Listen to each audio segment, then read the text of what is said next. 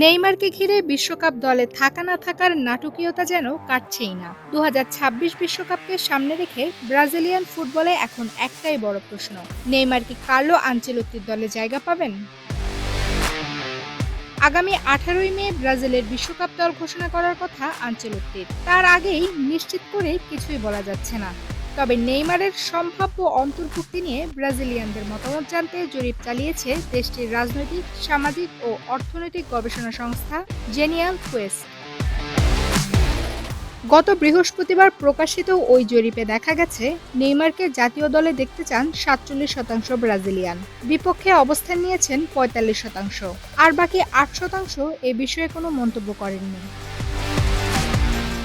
শুধু তাই নয়, বিশ্বকাপ নিয়ে সাধারণ মানুষের আগ্রহেও দেখা যাচ্ছে ভাটা।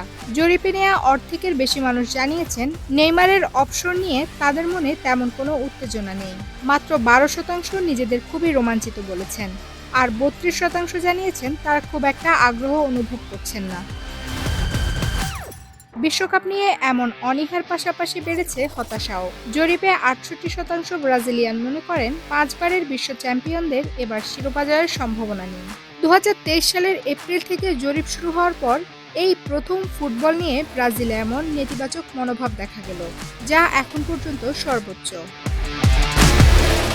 Campus Times desk.